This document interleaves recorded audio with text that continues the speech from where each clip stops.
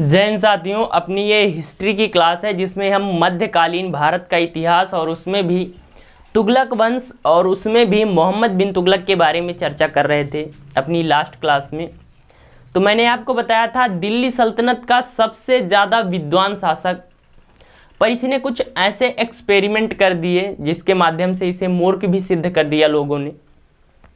तो चलिए, काफ़ी इंटरेस्टिंग शासक था। बात करते हैं MBT यानी मोहम्मद बिन तुगलक।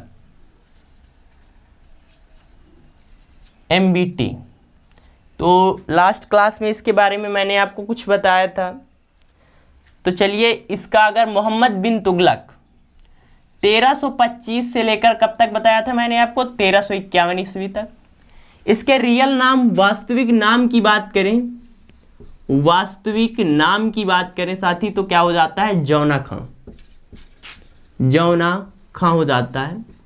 मैंने आपको बताया था बहुत ज़्यादा विद्वान शासक था। इसको तुर्की, अरबी, फारसी, संस्कृत, कई सारी भाषाओं का ज्ञान था। इसके अलावा खगोल शास्त्र, ज्योतिष शास्त्र, इन सब के बारे में इसको जानकारी थी। तो दिल्ली सल्तनत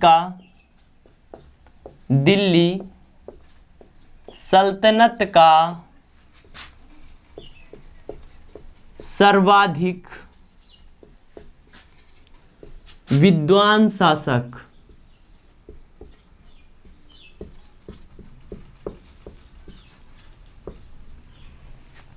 अब विद्वान तो कुछ ना कुछ एक्सपेरिमेंट करेगा, पर इसने जो एक्सपेरिमेंट किए साथी उस समय नहीं चल सके, जिसके कारण इसको मूर्ख भी कहा जाता है। तो लिख लीजिए,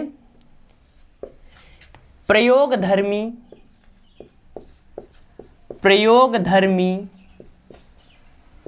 या मूर्ख शासक भी कहा जाता है।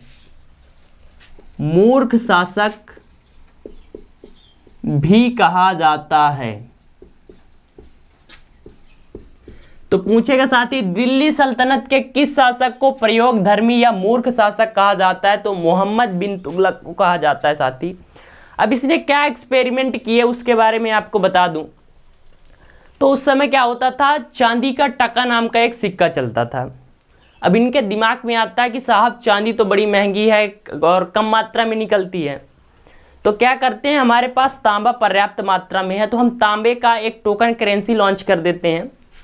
जो क्या होगा, तांबे का सिक्का चांदी के सिक्का के मूल्य के बराबर, दोनों इक्वल, दोनों का मूल्य होगा जो बराबर होगा। अब क्या होता है साथी, उस समय तांबा पर्याप्त मात्रा में लोगों के पास था, तो क्या होता है, घर घर में टकसालें खुल जाती हैं, लोग घरों में ही तांबे के सिक्के बनाना स्टार्ट कर देते हैं। और इससे क्या होता है, जनता के पास इतना ज़्यादा तांबे का सिक्का हो जाता है कि व्यापारी लेना बंद कर देते हैं। और लास्ट में मोहम्मद बिन तुगलक फिर घोषणा करता है कि तांबे का सिक्का जितना है, लोग मेरे यहाँ से आकर चांदी के सिक्के से बदल ले जाएं, और अब ये मुद्रा बंद कर दी जाएगी। तो लिखिए, इसके कुछ प्रयोग बता दूं मैं आपको। प्रयोग क्या थे साथी? तो सबसे पहले टोकन करेंसी लॉन्च की। टोकन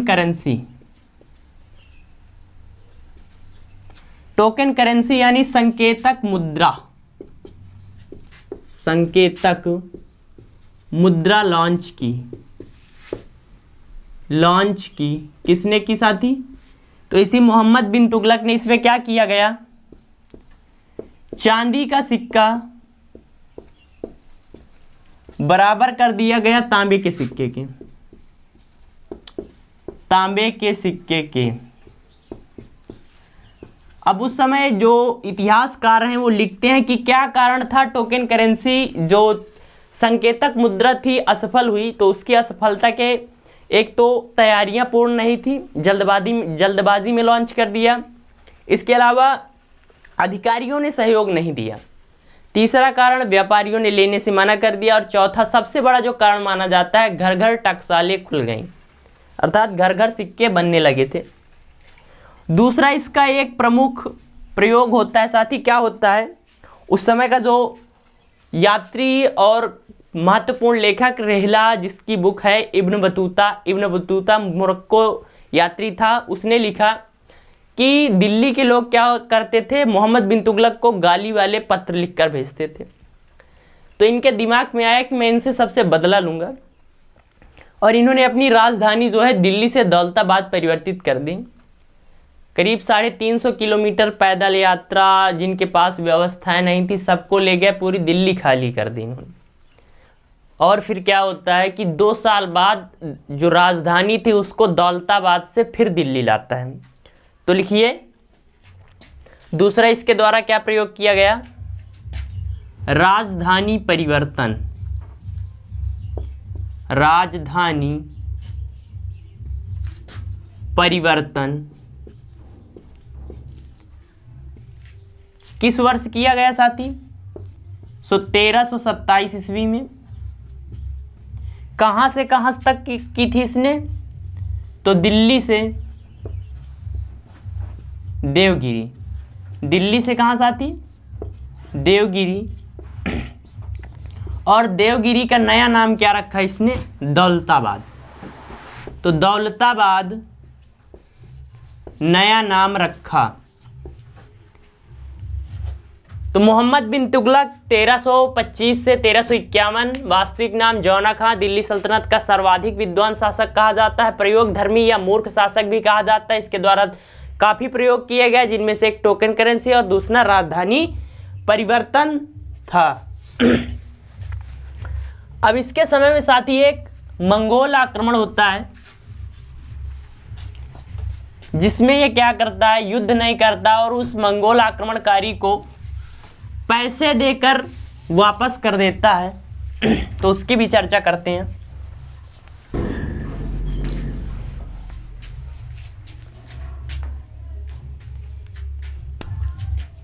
तो मोहम्मद बिन तुगलक एमबीटी के समय क्या होता है साथी? तरमासीन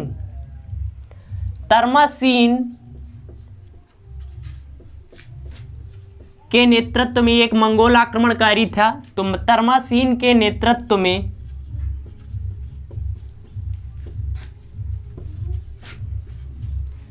मंगोल आक्रमण।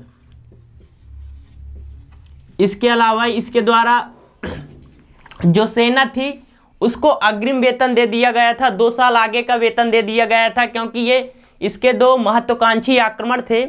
एक तो कुराचिल और दूसरा था साथी खुरासान। तो लिख लीजिए कुराचिल व खुरासान आक्रमण। इन 2 जगहों पर इसने आक्रमण किया और दोनों जगह इसको क्या असफलता लगी, असफलता इसके हाथ लगी, अर्थात असफल रहा।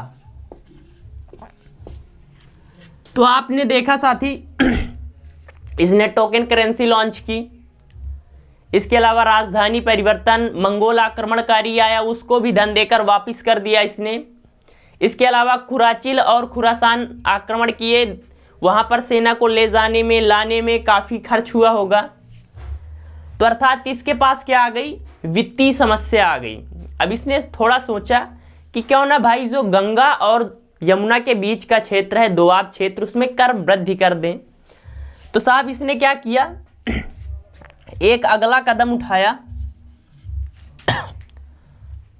दोआब क्षेत्र में, दोआब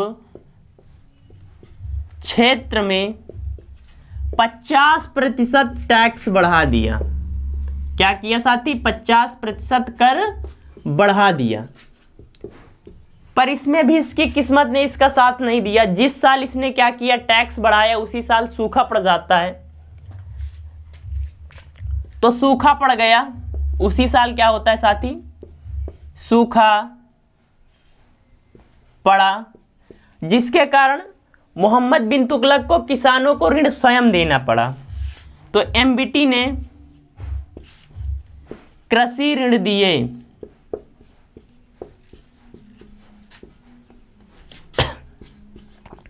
कृषि ऋण दिए, अर्थात इसने जितने सारे प्रयोग किए पर सभी असफल रहे। इसी कारण इसको मूर्ख शासक भी कहा जाता है।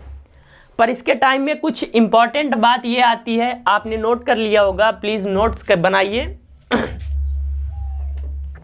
कि ये धार्मिक उदार व्यक्ति था, अर्थात ये ज्यादा इस्लाम धर्म को नहीं मानता था, साथ ही ये सभी धर्मों का समान आदर करता था। जो हिंदू त्योहार थे उनको मनाता था, और जो हिंदू व्यक्ति थे उनको उच्च पदों पर भी इसने बैठाया था। तो लिख लीजिए MBT यानी मोहम्मद बिन तुगलक धार्मिक उदार व्यक्ति था, धार्मिक उदार व्यक्ति था। इसके समय साथ ही दो जैन आचार्य रहे हैं, एक तो राजशेखर, दो जैन आचार्य की बात कर लें, दो जैन आचार्य,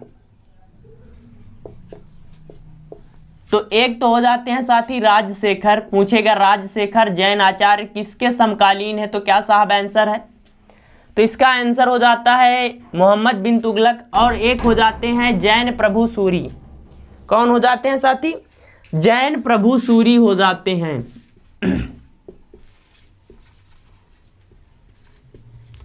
इसके अलावा मैंने आपको बताया कि साहब ये क्या करता था, हिंदू त्योहार मनाता था, तो ये भी लिख लीजिए। मोहम्मद बिन तुगलक क्या करता था, हिंदू त्योहार, होली, दिवाली ये सब मनाता था, त्योहार मनाता था।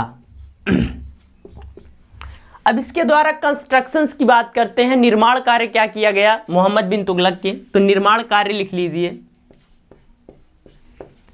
निर्माण कार्य। तो सबसे पहले आ जाता है साथी जहां पनाहबाद शहर,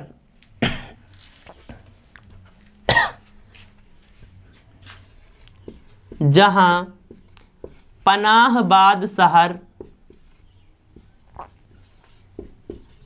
किसके द्वारा बसाया गया, मोहम्मद बिन तुगलक के द्वारा। ये भी दिल्ली के निकट है, दिल्ली के निकट। और दूसरा साथी आदिलाबाद शहर, आदिलाबाद शहर, ये भी साहब कहाँ है, तो ये भी दिल्ली के निकट है। तो ये इसके निर्माण कार्य थे जो इंपॉर्टेंट है हमारे एग्जाम के लिए। अगला क्या आता है, जैसे कि मैंने साथी आपको बताया था कि धार्मिक उदार व्यक्ति था, सभी धर्मों का पालन करता था। तो इसके समय जो उलेमा वर्ग था, यानी जो इस्लामिक धर्म के प्रमुख लोगों का था, तो उलेमा वर्ग के क्या थे साथी, इसमें ज्यादा भूमिका नहीं थी, अर्थात साथी उलेमा वर्ग के अधिकार कम कर दिए गए। MBT द्वारा, मोहम्मद बिन तुगलक द्वारा क्या किया गया, उलेमा वर्ग, उलेमा यानी धार्मिक वर्ग के अधिकार कम कर दिए गए, कम कर दिए। इसने उलेमा वर्ग जो इस्लामिक धार्मिक लोगों का वर्ग था उसके अधिकारों को कम कर दिया, जिसके द्वारा इसकी राजनीति में उन लोगों का हस्तक्षेप नहीं होता था। अब साथ ही एक लेखक आ जाते हैं एल्फिंस्टन, इनकी बुक है हिस्ट्री ऑफ इंडिया, और इसी में इन्होंने इसको मूर्ख शासक कहा है। तो पूछता है किस लेखक ने इनको मूर्ख कहा, तो चलिए उसके बारे में चर्चा करते हैं।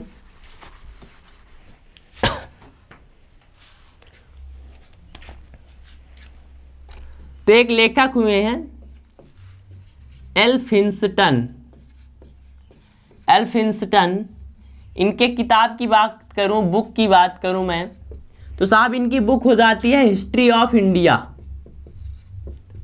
History of India. और इसी बुक में इन्होंने लिखा कि मोहम्मद बिन तुगलक एक पागल शासक था। तो लिख लीजिए, इन्होंने मोहम्मद बिन तुगलक को पागल कहा, पागल कहा है। अगला आ जाता है साथी, एक लेखक हुए हैं बंदायूनी, बंदायूनी, और इन्होंने क्या कहा है साथी कि सुल्तान को जनता को सुल्तान से, जनता को सुल्तान से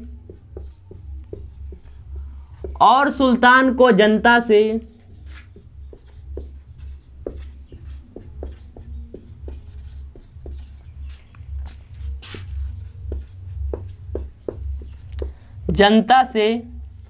मुक्ति मिल गई, मुक्ति मिल गई। ये कब कहा था? जब इनकी मृत्यु होती है, मोहम्मद बिन तुगलक की जब मृत्यु होती है तो बंदायूनी लिखता है कि जनता को सुल्तान से और सुल्तान को जनता से मुक्ति मिल गई, क्योंकि इसने इतने सारे प्रयोग किए थे, इतने ज़्यादा एक्सपेरिमेंट कर दिए कि लोग परेशान हो गए थे।